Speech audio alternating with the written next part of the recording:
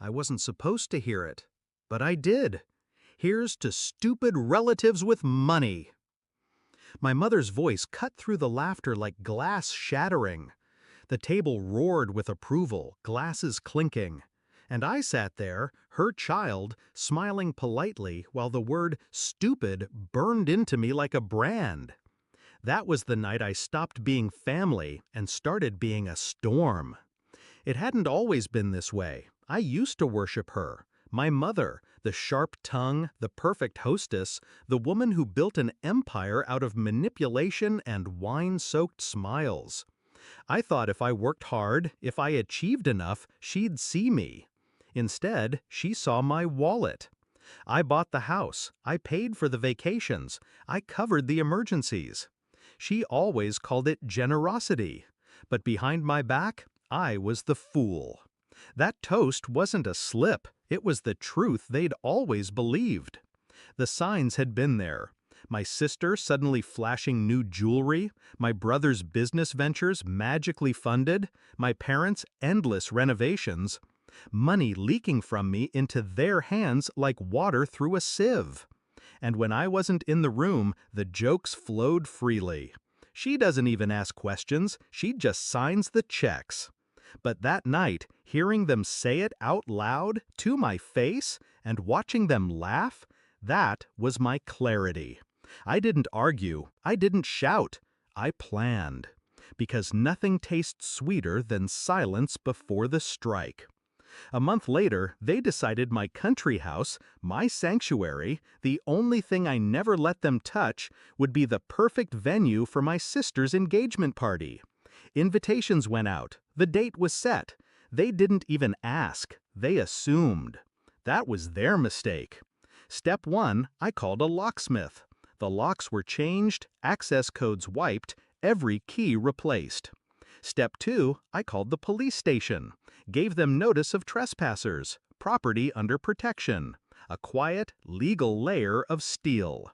Step 3, I booked my own event. Not in the house, but in the garden behind the gate. A charity dinner with friends and business partners, the kind of people my family only dreamed of impressing. 2 worlds, 1 address. A collision waiting to happen. The night came.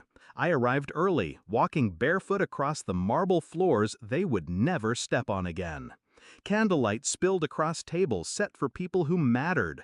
Real laughter, warm, genuine, echoed through the rooms. And right on schedule, headlights cut through the drive.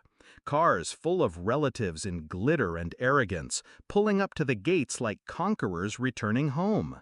Except, the gates didn't open. I watched from the balcony as they gathered outside, confusion twisting into anger. Dresses dragging across gravel, heels sinking into mud. My mother at the front, face pinched.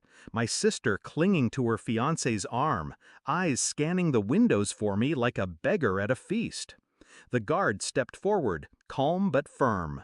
This is a private event. You're not on the list. Their voices rose in protest, my mother shouting my name, demanding entry. My father red with rage, my sister pleading about her special night. But every cry bounced off those locked gates like stones against steel. And then, silence. Because they saw me, standing above them, glass of wine in hand, dressed in black like the executioner I'd become. I raised my glass, just as they had weeks earlier, and said the words they once mocked me with. Here's to stupid relatives with money. Except this time, no one laughed. The realization hit them all at once. The party they thought was theirs was mine. The house they used as a playground was fortified against them. The stupid one had outplayed them in full view of strangers who mattered more. I didn't need to scream. I didn't need to explain. I just turned my back. Inside, my guests toasted to charity, to progress, to futures built on respect instead of manipulation. Music rose, laughter flowed, and behind the closed gates, my family scattered into the night. They never touched my house again. Do I regret it? No. They wanted me small, compliant, a purse they could open at will. They thought silence meant stupidity, but silence is where power waits.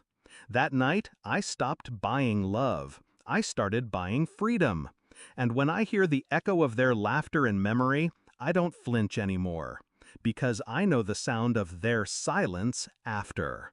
That's mine.